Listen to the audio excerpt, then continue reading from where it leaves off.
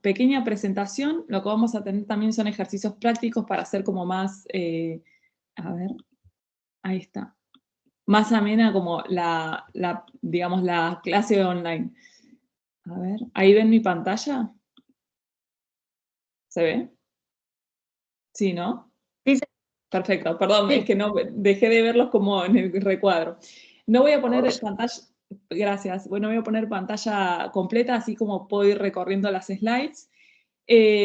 Bueno, como les decía, esta primera clase quiero que empiecen a escuchar como algunas palabras, digamos, que vamos a repetir a lo largo de las 3 clases que tenemos y que son como muy comunes en periodismo de datos. Pueden interrumpirme en cualquier momento, o sea, no hace falta que, como no los veo, digamos, directamente saquen el micrófono y hablen y escuchamos también, porque es más enriquecedor también que hagan sus preguntas o yo puedo pasar cosas por alto o cosas que para mí son obvias y hay que explicar más, así que tranquilos en sacar el micrófono y hablar. Algunas de las frases que vamos a ver en este módulo es, uno, la diferencia entre datos e información. Habrán escuchado mucho esto de que la información se construye y el dato es como una mínima unidad que nos permite como llegar a reconstruir algo después, pero es algo que por sí solo no hace sentido. Después la idea de scraping o scrapear, que eso quiere decir extraer o bajar texto o información que está pública en la web. Esto es muy común, por ejemplo, con sitios en los que los gobiernos no publican, o sea, la información es pública, pero la información no está en forma de dataset, es decir, conjunto de datos en una página del gobierno que un periodista se pueda descargar, sino que lo que se hace es aplicar técnicas de programación para poder bajar esa información, organizarla y comenzar a buscar historias detrás de los datos. Después la idea de estructurar los datos, que esto es más que nada como, por ejemplo, para ponerlo de modo claro, cuando ustedes reciben un fallo judicial, tienen un montón de información ahí de quiénes son los acusados, quién es el juez, quiénes son las partes que están, digamos, en esa causa. Entonces, si ustedes agarran distintos fallos judiciales o sentencias, van a encontrar estos patrones que se repiten. O sea, en todos aparecen el nombre del juez, quiénes son las partes nuevamente, los imputados. Esos patrones que se van detectando nos van a permitir a nosotros, y vamos a tener un módulo específico, una clase específica de eso, pero estructurar la información, decir, bueno, a ver, cuáles son las cosas que se repiten y sobre las cuales nosotros podríamos organizar esta información en columnas para, por ejemplo, ver si la mayoría de los fallos de un juez en términos de, pongamos un caso, narcotráfico, son favorables a los imputados o no. Entonces, no piensen únicamente, o sea, la idea de traer esta idea de estructurar es no pensar únicamente en que en general los periodistas de datos nos encontramos con las bases organizadas, limpias, como decimos, en sentido de perfectas para trabajar, sino que muchas veces, y más teniendo en cuenta las particularidades que tenemos en Latinoamérica, en nuestra región, hay que construir bases de datos de cero. Y eso implica como echar un ojo a los documentos, ver nuevamente estos patrones y cosas que se repiten y sobre eso pensar ideas para poder organizar la información. El análisis es, yo siempre digo, si uno tiene que dividir como un proyecto de periodismo de datos en términos de tiempo, el 90% del tiempo es o construir la base o, digamos, limpiarla, en el caso, organizarla, en el caso de que la base ya esté, y un 10% es el análisis. ¿Por qué? Porque los análisis se hacen muy rápido con técnicas o con cálculos que pueden ser sencillos o tienen mayor complejidad dependiendo del proyecto, pero lo que más tiempo lleva en un proyecto de periodismo de datos es este punto inicial de hacer el research, investigar cómo funciona el sistema, juntar los datos. Muchas veces uno pregunta al gobierno y los gobiernos tratan de cerrar como el grifo de la información y tiene que volver a preguntar y todo eso tiene costos, yo siempre hablo de los costos en días de las investigaciones y de los proyectos. Por eso van a ver en esta clase que voy a hacer mucho hincapié y vamos a tener una partecita especial para practicar pedidos de acceso, porque siempre digo que los pedidos de acceso que por ahí no están como hechos, yo les llamo prueba de balas, a prueba del no del funcionario público, tienen un costo de investigación dentro de la redacción. Es decir, si se pregunta mal, son, por lo menos en Argentina, son 30 días hábiles que uno puede perder para su investigación. Entonces, ¿de qué manera como construir un pedido que esté blindado al no del gobierno, de los estados, para lograr traccionar esa información? Después algo que no se remarca mucho es no asumir o sea, cosas de los datos. Muchas veces les habrá pasado en las redacciones que encuentran algo de información, porcentajes o números y viene su editor o un colega y les dice, bueno, pero ¿esto quiere decir tal cosa? Y la realidad es que hay respuestas que sí se pueden dar por los datos, pero hay respuestas que no están en los datos y que uno tiene que no solo consultar con fuentes, empezar a leer materiales, metodologías, cómo se recolectaron esos datos. Y hay que tener mucho cuidado también, una de las cosas que yo siempre recalco en mirar bien cómo fue este proceso de recolección de datos, porque, por ejemplo, ustedes pueden tener un porcentaje de que, por ponerles un ejemplo, o el contexto, no sé, un presupuesto de un gobierno que dice que se aumentó el presupuesto para un ministerio en particular en un 90%, y uno dice, bueno, ese que más aumentó, sí, pero por ahí dentro del presupuesto hay algo que nos está diciendo que ese aumento está vinculado a que ese año, estoy inventando una situación hipotética, se va a construir, no sé, un nuevo edificio, y ese edificio tiene un costo de X cosa. O sea, son novedades, pero al mismo tiempo cuando uno trabaja con datos, yo siempre digo, es muy bueno trabajar con datos y con bases de datos, pero es lo más fácil de desmentir si ustedes cometen un error metodológico, porque se puede como ir para atrás de su análisis y alguien puede puntualizar que algo se hizo mal en el medio del proceso. Entonces es muy importante como ser muy riguroso en todas las etapas de los procesos de periodismo de datos. Me salté un punto que es normalizar. Normalizar es, para decirlo como decimos nosotros en criollo, organizar y limpiar la base de datos. ¿Qué es esto? Supongamos que tienen una base de funcionarios públicos y que yo soy una funcionaria pública. Y mi nombre está escrito, Romina Colman. En otra celda está Colman, Romina. En otra, Romina Viviana Colman. Entonces, es la misma persona, o sea, soy la misma persona escrita de distintas maneras en 3 celdas. Normalizar es esto de cuando llegan este tipo de datos, decir, bueno, vamos a escribirlos de una única manera para que en el análisis, por ejemplo, si yo quiero saber cuántos viáticos recibió Romina Colman, no me aparezca la información separada, porque Excel interpreta que son 3 personas distintas, sino que efectivamente Excel o la herramienta que usemos identifique que es una nueva que es una única persona. Todo este proceso de normalización lleva mucho tiempo. Depende, nuevamente, claramente del tamaño de la base, los datos que estemos compilando, pero también les voy a dar como algunas técnicas en estos módulos como para cuidar también los datos originales que siempre tenemos que tratar de conservar tal y como están y trabajar o generar nuestras propias columnas de información con los datos que nosotros vamos a analizar. 2 puntos más, también, esto es una frase que se escucha mucho en los congresos o las conferencias de la comunidad, de la idea de que los datos son sagrados. Los datos no son sagrados. O sea, ya todos lo sabrán, con los datos se puede mentir. Entonces, no es que el dato es objetivo, jamás un dato es objetivo, y esto tiene que ver con que en todas las instancias de los procesos de recolección de datos hay tomas de decisiones. Entonces, por ejemplo, si uno recolecta, por ponerles un ejemplo, si yo estoy recolectando información de distribución de, no sé, de paquetes de alimentos del gobierno, y genero mi base únicamente, porque hay casos que ha sucedido esto, les comento, mi base únicamente en los barrios más pobres. Yo no puedo sacar conclusiones generales porque no tengo todos los barrios por ejemplo, de una localidad, supongamos Capital Federal. Entonces, sí, efectivamente, en términos de análisis puedo sacar porcentajes y decir, X barrio es el que más bolsas adquirió, pero si yo estoy dejando fuera otros lugares y no estoy indagando sobre otros lugares, mi resultado, por más que el análisis esté bien hecho en términos de cálculo, va a estar sesgado. Entonces es muy importante que ustedes tengan en cuenta, nuevamente, como sepan cómo se recolectan los datos. Muchas veces una fuente de información no es la fuente que agota todas las consultas, y con esto les pongo otro ejemplo. En Argentina, las estadísticas de femicidio, hay distintos lugares que le ponen a disposición de la ciudadanía la información. La Corte Suprema de Justicia es una de ellas, pero el problema de esa base de datos es que la Corte únicamente, digamos, genera estadísticas respecto a cuando las causas están catalogadas o, digamos, tipificadas como femicidio. Entonces ahí hay ya un primer sesgo o un primer modo de recolección que solo está fijándose en cuando hay como una regla judicial que específicamente, digamos, categoriza el caso así.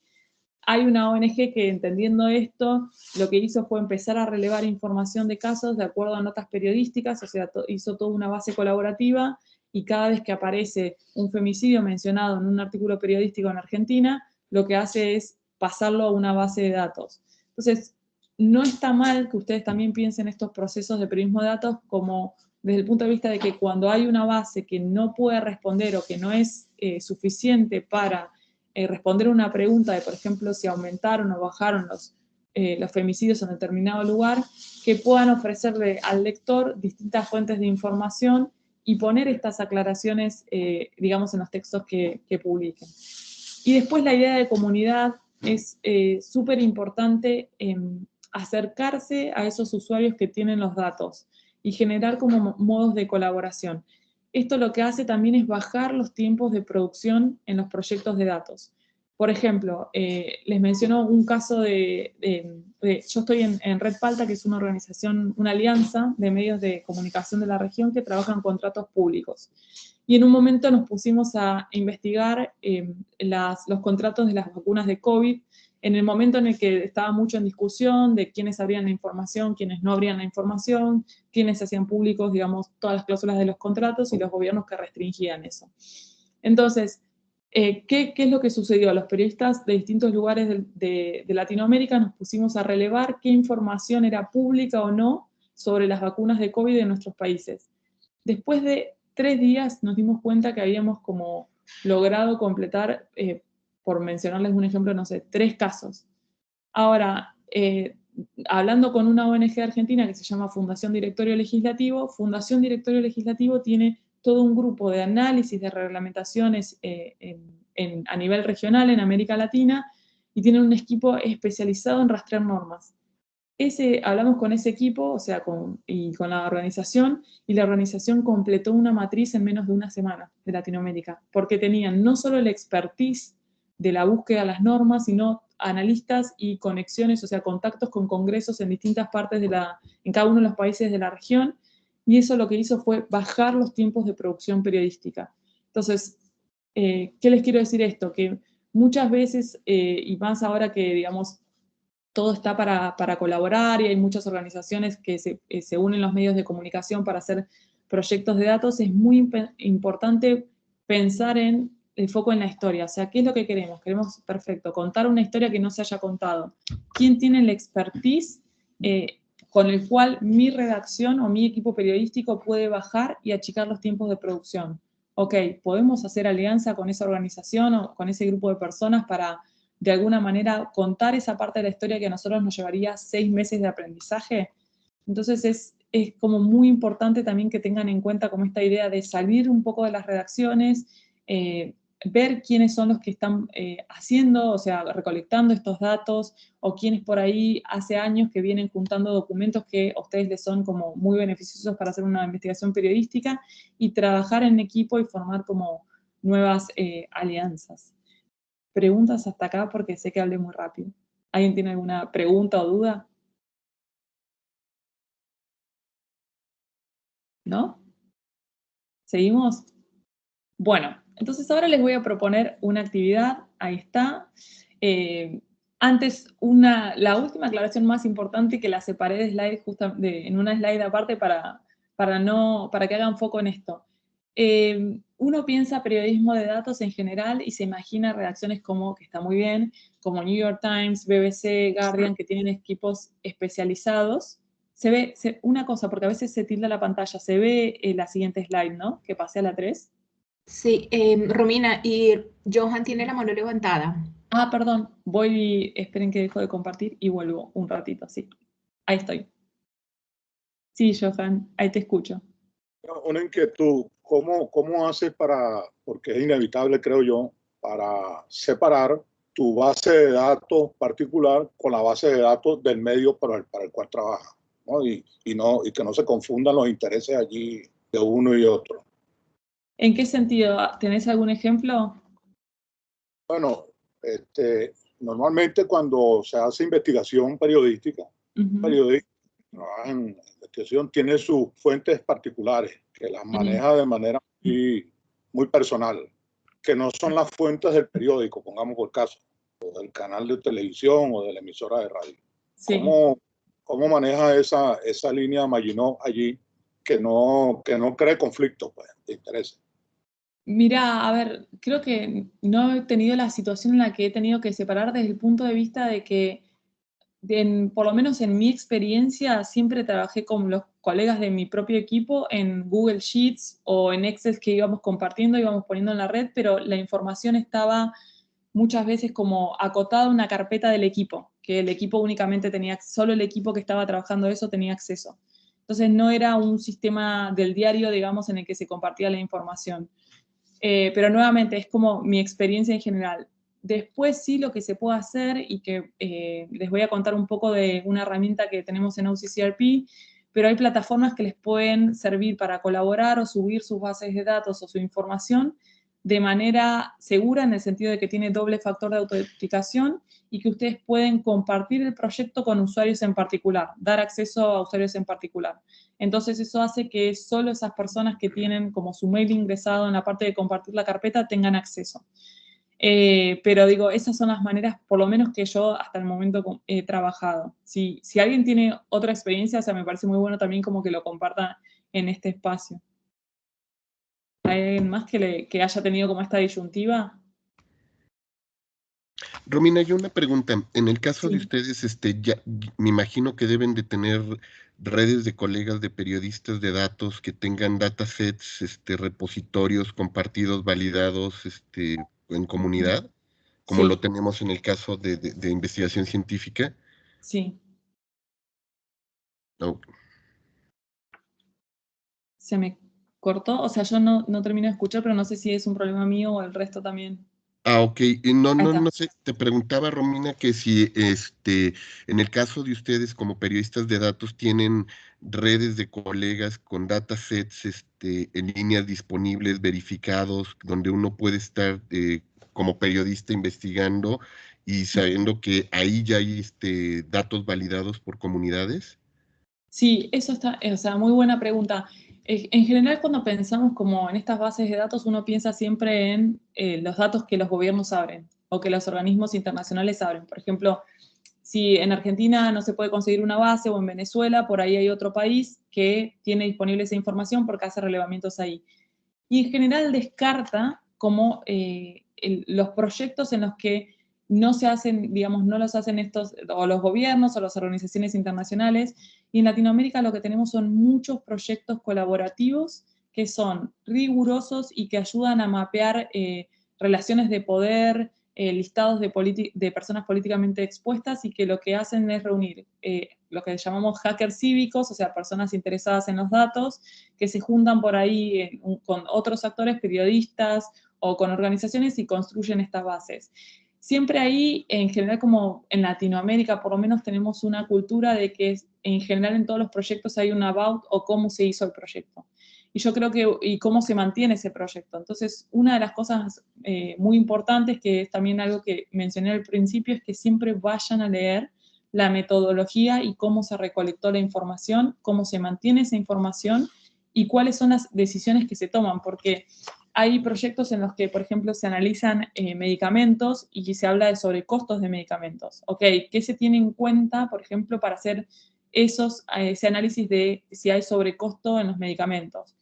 Entender cómo digamos, esas pequeñas partes del proyecto de engranaje les va a ayudar a ustedes a decidir si esa base es lo suficientemente rigurosa para poder trabajarla.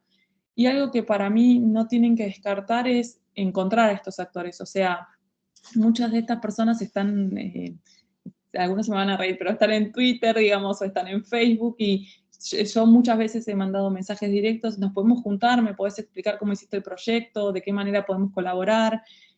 Uno entiende mucho más cómo fue el proceso si habla con la persona, también establece una relación de cercanía y también se tienden puentes para colaborar, porque ya desde el otro lado se sabe que uno puede estar interesado en esa base y también uno puede dar mejoras para, digamos, hacer un poco más riguroso esa recolección de datos, pero al mismo tiempo me parece como muy clave que hay personas como que invierten su tiempo voluntariamente y donan su tiempo para hacer estos proyectos, para trabajar en estos proyectos. Entonces es muy bueno que también sus proyectos y el trabajo que hacen tenga una voz y se vea como reflejada en, digamos, genere como más impacto, más salga de ese nicho en el que en general somos los pocos que trabajamos datos o las personas que están como más interesadas en esa temática y puedan como llegar y tener un impacto mayor a través de alguna historia periodística. Gracias. Por favor, Jorge. ¿Alguien más tiene alguna duda? Volvemos a la presentación. Bueno, vuelvo a compartir un segundito. No se preocupen que ya llegamos al ejercicio, así metemos un poco de relax en medio de tanta cosa de datos. Bueno, les decía, uno se imagina como el periodismo de datos con la base perfecta, la base que está en la web, que se descarga, que tenga un técnico que en la redacción la pueda analizar, pero la realidad es que muchos proyectos comienzan en papel. Y nuevamente, eso es un desafío de nuestra región. A mí me ha pasado un caso muy particular hace algunos años que uno sabe que los gobiernos tienen las planillas de cálculo y tienen los Excel y a propósito entregan el papel porque saben que los tiempos de producción digamos, de traducir ese papel a planillas de cálculo, si bien existen tecnologías que pueden extraer ese texto y organizarlo de manera clara, a uno le llevan 6 meses de trabajo. Entonces, este tema del papel muchas veces sí tiene que ver con que hay falta de organización de los datos o del propio... Esto también dificulta, ojo, los análisis internos dentro de los gobiernos, porque uno se pregunta, digamos, si tenés papel, ¿cómo podés estar evaluando todo el tiempo lo que vos hacés para mejorar tu política pública? Muchas veces tiene que ver con eso, pero otras veces tiene que ver con de qué manera, digamos, uno no puede decir que el gobierno le dificultó la información si le entrega 2 cajas llenas de papeles, pero al mismo tiempo es como una jugada para que justamente como que a uno le lleve más tiempo procesar la información. Cuando uno sabe, por ahí por fuentes que tiene dentro del gobierno, que esa información está perfectamente en muchos Excel en separados o en una base de datos que está muy organizada. No es algo esto, tampoco lo miren como característico de la TAM, hay lugares en donde efectivamente, o sea, el otro día leía, por ejemplo, a alguien que dijo que después de 11 años le respondieron un pedido de acceso a la información. Entonces, piensen estos procesos también como que no son únicos de nuestra región y que también están muy vinculados a aquello que los gobiernos quieren mostrar y aquello que no quieren que se visibilice. Ahora, último punto antes de ir al Jamboard. ¿Dónde se puede aprender? Porque es una pregunta como muy habitual, ¿de dónde podemos aprender periodismo de datos? Sí, hay maestrías en el mundo, hay una maestría en España, hay otra en Estados Unidos, en Colombia, y otra más, acá en Argentina no hay, por ejemplo, pero digamos, están distribuidas en distintos lugares, en Europa también, en Reino Unido también, pero yo lo que quiero que se lleven de acá es que el periodismo de datos se puede aprender en la web, porque básicamente hay un montón de cursos, información disponible, gratuita, videos de cómo analizar datos de personas que han abierto como su conocimiento, todas sus skills en distintos videos de YouTube, como cómo utilizar planillas de cálculo, cómo utilizar Excel, cómo encontrar historia detrás de los datos. También hay algunas conferencias que abren los recursos una vez que terminan, para que todos puedan como ver de qué se habló y digamos, qué técnicas se pueden aprender. En el Classroom yo les dejé, por ejemplo, algo que se llama, es un blog de Chris Wu, que es una periodista programadora que trabajó en New York Times, que ella lo que hace es cada vez que hay una conferencia global que es más técnica de periodismo, junta todas las presentaciones, los apuntes que toman las personas y los pone en un repositorio para que las personas que no pudieron ir a la conferencia puedan ver de qué se habló y también aprendan las nuevas tendencias. Entonces, nuevamente, sí, uno puede ir a maestrías, no digo que no, y está buenísimo porque también uno dedica un tiempo como full time a estudiar esto, pero digamos, cualquier persona que tenga interés en trabajar datos puede hacer aprender distintas herramientas a través de la web. De hecho, yo les dije, yo no estudié datos, o sea, yo fui a la Facultad de Sociales de la UBA y creo que vi una planilla de cálculo en una clase en 5 años. Entonces todo lo fui aprendiendo de ver cómo trabajaban otras personas, de meterme más en esto que decía de las comunidades y entender cómo entendían los datos esas comunidades, y también de cursos gratuitos o cosas que fui haciendo. Y ahora sí, vamos a ir al Jamboard, que les voy a compartir en el chat un link al que quiero que vayan. Es una pizarra virtual. Denme un segundito, voy a dejar de compartir, así me parece la función. Ahí está. Es una pizarra virtual en la cual vamos a hacer algunos ejercicios. Ahora vuelvo a compartir cuando los vea entrar a todos. Díganme si no pueden acceder, pero deberían poder por la configuración. Ahí veo que están entrando. Perfecto. ¿Alguien, mientras entran, alguien tiene alguna pregunta? No veo las manos levantadas, así que saquen el micrófono y háblenme. ¿Venimos bien hasta acá? ¿Sí? Bueno, vamos a hacer... Alguien me cambió el nombre ahí. Vamos a poner mi nombre. Esperen, Ariel. Espera, Ariel, que voy a cambiar. Voy a poner nombres. Vamos a hacer esto. Miren, les voy a explicar. ¿Ven en el cursor, o sea, donde yo estoy posicionada? Acá hay como, se llama nota adhesiva. Hacen clic ahí y básicamente ponen su nombre y qué es lo que hacen o dónde trabajan. Entonces, no importa el color que elijan, este es un primer ejercicio para que se familiaricen con la herramienta. Me gustaría que coloquen su nombre y que me digan qué hacen, sí, si no me quieren decir dónde trabajan, o sea, qué hacen, a qué se dedican, digamos, específicamente dentro del periodismo. Ojo con modificar esto, esperen que lo vuelvo acá, nombre. Tienen que hacer clic en esta nota adhesiva debajo de la flecha. Y si quieren escribir nuevamente, ¿qué es lo que hacen? Yo me muteo un segundito nada más.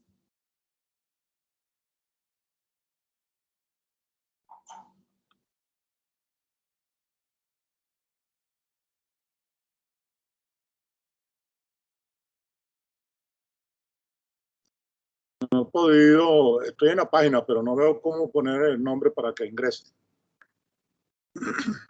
Ahí me saqué el micrófono. Es acá, mira, acá sobre el margen izquierdo hay una serie de opciones. ¿Las ves? El primero dice bolígrafo, el segundo borrar, el tercero seleccionar, el cuarto dice nota adhesiva. ¿Se Ok. ve? Y ahí haces clic y escribís tu nombre. Ok. Okay. Es como, esto es como si fueran, vieron los papelitos que tenemos todos, porque ya, digo, por más que estamos en la era digital, todos trabajamos en papel. Todo el mundo tiene papeles anotadores. Ahí estoy Profesora, viendo. ¿puede repetir? Porque no vi. ¿Dónde? Sí, en margen izquierdo de la pantalla hay una serie de opciones. Es la cuarta opción, que es como dice nota adhesiva, hacen clic ahí y ahí les genera como si fuera un papelito virtual. Pero luego, ¿cómo la jalas? Porque yo le doy guardar, pero no aparece. Sí, debe estar acá arriba. Ahí, a ver, miren que van todas terminan en el mismo lugar. ¿Cómo es tu nombre? Ahí Tenía aparecieron. el micrófono cerrado, perdón, Lucrecia, ya la vi. Gracias. Ahí está, de nada. Esto es, nuevamente, para que se familiaricen más con la herramienta y sepan, porque la vamos a estar usando para otras clases y para esta clase misma, pero súper bien. Bueno, ahora me gustaría, los voy a mencionar, porque algunos sí me pusieron qué están haciendo, qué trabajan, pero rápidamente, en 2 segunditos, si me pueden contar un poco qué hacen también, así yo también los conozco. Bueno, empiezo acá. Ariel. Hola, ¿qué tal? ¿Me escuchan ahí? Sí, perfecto. Bueno.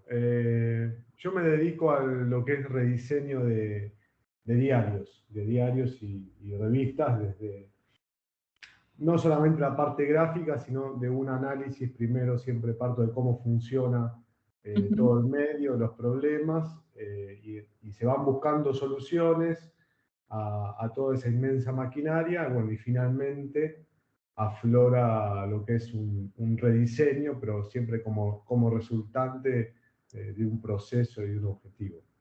Muy Así bueno. en 2 segundos es eso. Gracias. Estoy viendo, a ver, voy organizando los post-its a medida que vamos hablando. Xiomara, ¿dije bien? ¿Pronuncié Sí, bien el buenos nombre? días. Buenos días. Sí. Sí, así es. Ah, perfecto. ¿Trabajás en el diario La Tribuna de Honduras? Sí, sí. Perfecto. Ahí escribo la nota, la crónica judicial. Muy bueno. Bueno, genial. Muchas gracias por compartir. Bueno, Jorge lo conozco. Priscila, ¿estás por ahí? Hola, sí, Sí. buen día. Buen día. Trabajo en Diario Que es un periódico gratuito del Grupo El Universo en Guayaquil, Ecuador. Y bueno, principalmente hago notas de comunidad, pero cuando hay la oportunidad también hacemos investigaciones y tenemos un apartado para eso. Perfecto. Bueno, somos muchas personas, así que voy a decir 2 o 3 nombres y si alguien más quiere hablar, directamente saque el micrófono y hable, por favor. Veo Lucrecia. ¿Lucrecia ya habló? No. No he hablado. Buenos días.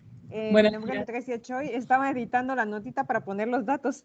Soy editora de la sección de vida y bienestar de Prensa Libre y tengo en mi cargo la sección de, pues es un cuadernillo que va al centro todos los días, que lleva notas de cada día diferente, de superación, de familia, desarrollo, tecnología, cultura. Y los domingos también apoyo con las notas dominicales y la revista B, que es una revista cultural que se tiene. Y Sí. suplementos comerciales también están a mi cargo. Eso es lo que Muy veo. bueno. Bueno, ahora A la orden. digamos, conociendo un poco los perfiles que están y las cosas en las que trabajan, también piensen, el periodismo de datos en general está muy asociado, y digo, y esto es para también como abrir un poco más la cabeza de únicamente todo lo que tiene que ver con corrupción o crimen organizado, pero ustedes pueden aplicar periodismo de datos, vamos a ver algunos ejemplos, a cosas que no necesariamente están buscando como encontrar los problemas del sistema en términos de sistema político. Ahora se está usando mucho el periodismo de datos también para temas de cambio climático. Vamos a ver, insisto, un ejemplo de Reuters. Pero digo, también esto piénsenlo de qué manera ustedes podrían desarrollar o aplicar un proyecto así en sus redacciones. Diego, estoy pensando, ¿La Nación es Diego Yáñez o no? Porque digo, como conozco a la gente de La Nación. Sí, no, estoy en el mismo equipo. Buen día a todos, estoy en el mismo equipo. No, Diego es uno de mis jefes, pero no. Perfecto. Un gusto. Un gusto, Romina. ¿Y quién? A ver, alguien más. Agus, que la tengo ahí también de nombre, pero no escuché en qué está trabajando. Hola, ¿cómo andás? Hola. Estoy trabajando, soy corresponsal en América Latina del Laboratorio de Periodismo. Muy bueno. Hicimos una nota sobre Alfa, contando el laburo que hacen en la región. Y también colaboro en la Fundación Gabo y trabajo en algunos proyectos especiales de medios como redacción. Ahí muy bueno. Sobre desinformación, que también estuvo bueno. Así que nada, un poco de todo en cada lado. Muy bueno, y lo que me gusta es que, digamos, todos hacen cosas distintas, y eso también como una de las cosas que vamos a ver acá es la necesidad de los equipos interdisciplinarios y empezar a dialogar entre lo que hace mi compañero, mi compañera que está al lado, el técnico, el programador, cómo logramos esta mayor colaboración, porque nuevamente las cosas salen mejor cuando todos lo sabemos, cuando se hace en equipo. Y esto de la idea del periodismo viejo, digamos, en la que uno trabajaba solo en su escritorio, no le compartía la información al de al lado, eso ya no está más. Pero no está más, o sea, por lo menos deberíamos, digamos, cambiar eso. ¿Por qué? Porque piensen que cuando hablamos mucho también vuelvo un poco como a la corrupción o a los problemas están como mucha la información circulando a través de flujos de datos, y se ha tornado todo demasiado global. Entonces, desde el periodismo necesitamos como nuevas herramientas para bajar esa abstracción y lograr contar historias que sigan importando. Y la manera de hacer eso es, ok, yo tengo mi expertise del ojo periodístico, bueno, ¿quién me puede dar sus skills o ayudarme con sus skills de datos para entender esto que no estoy entendiendo? ¿Cómo alguien me puede bajar la información? Entonces es clave como trabajar en equipo. Bueno, ahora que hicimos esto, miren acá arriba, si ven mi pantalla, hay una flechita, dice siguiente marco. Ahí, bien, lo que creo que es el periodismo de datos. Quiero que agarren, ahora que ya saben usar Jamboard, y van a tener un expertise bárbaro en esto porque lo vamos a usar todas las clases, agarren una nota adhesiva, hagan clic de nuevo y escriban lo que para ustedes es el periodismo de datos. ¿Qué creen que es? el periodismo de datos. Me callo un segundito solo para que escriban tranquilos y vuelvo a todos en un minuto.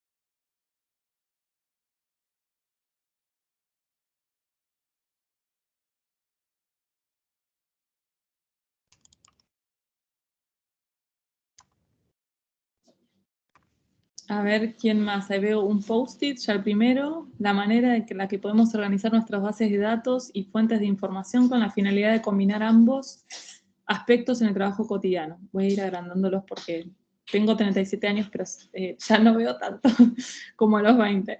Incorporación del análisis de datos, paquetes estadísticos, programación y visualización, entre otras herramientas para generación de trabajo periodístico.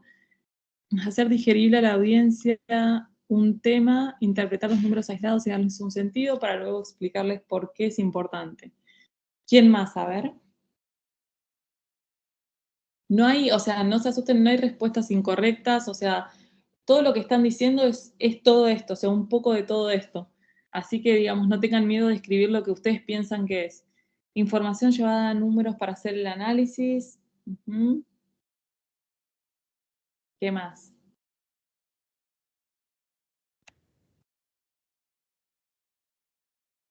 Es la forma de ordenar los datos importantes, estadísticos y todo lo que nos ayuda a la investigación de nuestra labor como periodistas. Bien, yo voy a agarrar mi anotador para ya anotar algunas cosas, me voy a mutear un segundito.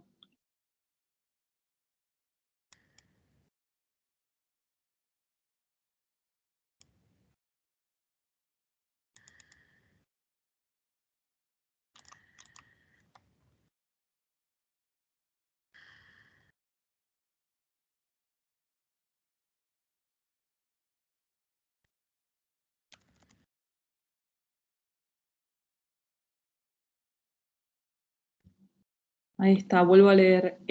La construcción de narrativas informativas a partir de la captura, estructuración, procesamiento y visualización de datos articulados para demostrar un hecho de carácter noticioso.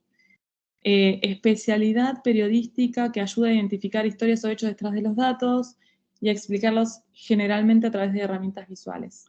Perfecto. ¿Alguien más está escribiendo y necesita terminar?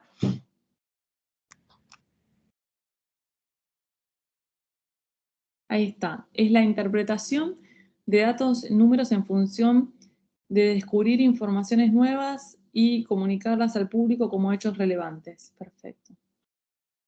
Ahí está. Esperen que voy a seguir anotando.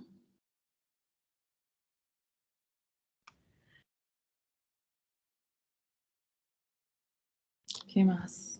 A ver, un post-it más. ¿Quién más le quedó algo para decir?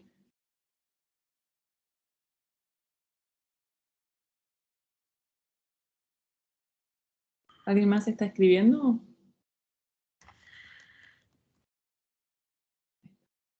Bueno, a ver, para que paréntesis, como decimos en Argentina, en 10 minutos vamos a tener un recreito para que busquen café, descansen, pero cerramos un poco con esto. A ver, un poco todo lo que están diciendo, vuelvo acá a la pantalla y vuelvo a compartir, esperen un segundito. Digamos, el periodismo de datos es un poco todo lo que están diciendo en estos post-its. Sí hay algunas cosas que tienen que considerar.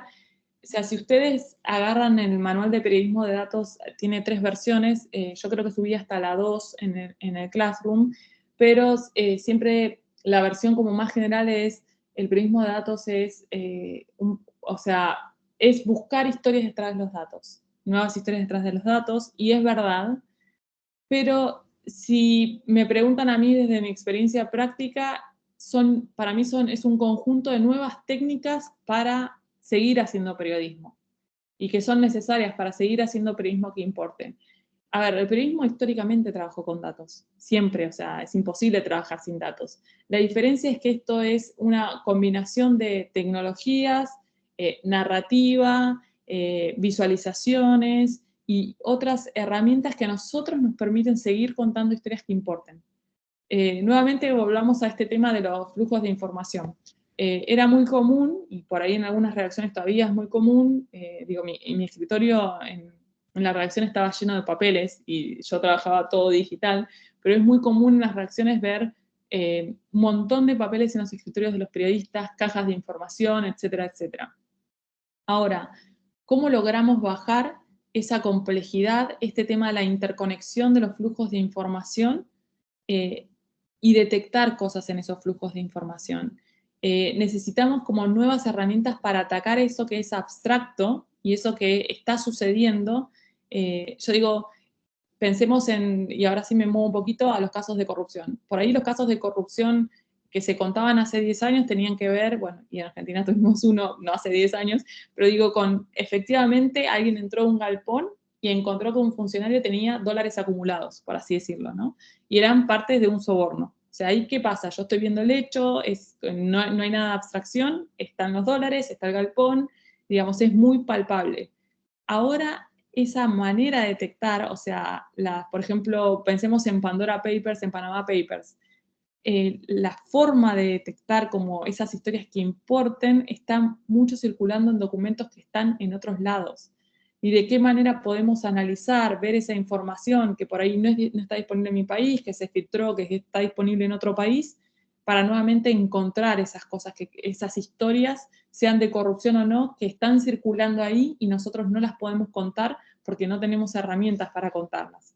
Entonces, por eso yo prefiero hablar, si van a las charlas, nuevamente van a decir, esa es una nueva manera de contar historias. Para mí es la manera de seguir contando historias, o sea, que importen.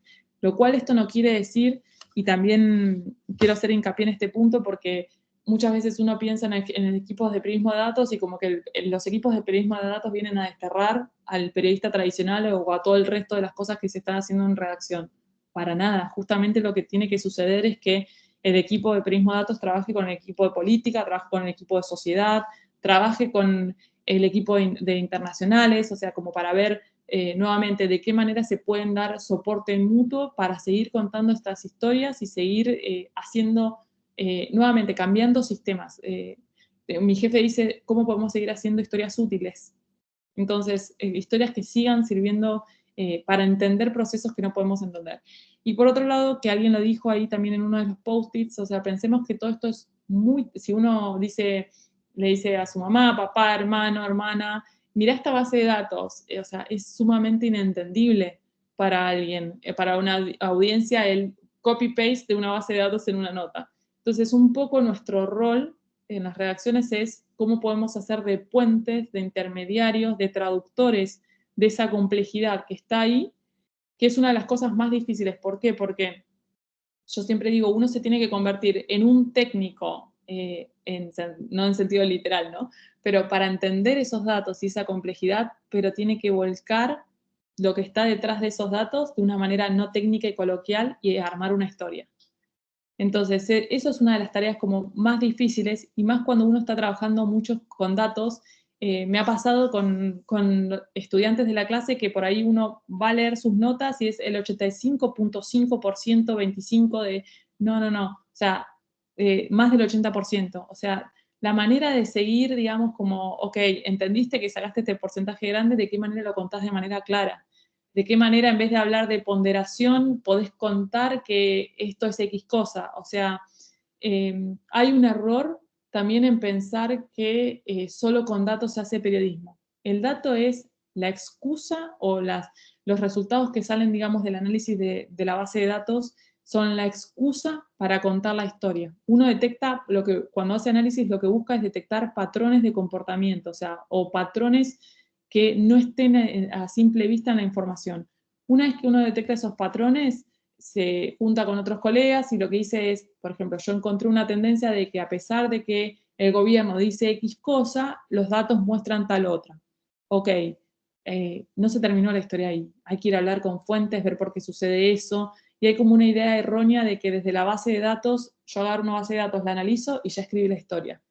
Entonces, siempre entre la base de datos y, digamos, y la historia que se publica finalmente en el medio de comunicación, hay un largo camino, y ese largo camino es periodismo.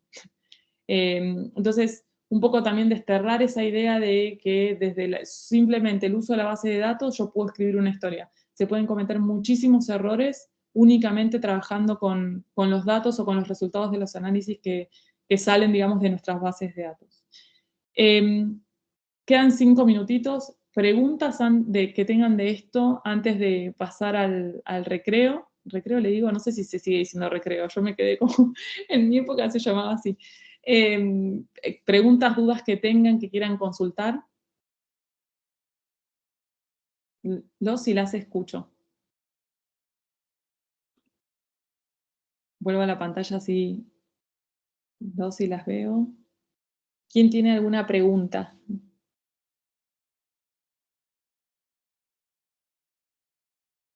¿Nadie? ¿Venimos bien? ¿Se entiende hasta ahora? Trato de ir, yo hablo rápido, pero trato de ir como más lento. ¿Sí? Bueno, Jorge, todo tuyo si querés. Vamos al recreo. No sé hasta qué, creo que son 15 minutos, pero te dejo a vos. Sí, mira, generalmente hacemos entre 10 y 15 minutos, dependiendo de los tiempos que tú necesites para la estructuración de la siguiente parte. Mina, entonces lo que hacemos es, en el momento que nos des la indicación, paramos grabación y solo apagamos pantallas y regresamos en ese tiempo. Entonces, no sé si quieras 10, 15, son las 7:58 de la mañana. Prácticamente lo que podríamos hacer es regresar a las 8:10, hora de México.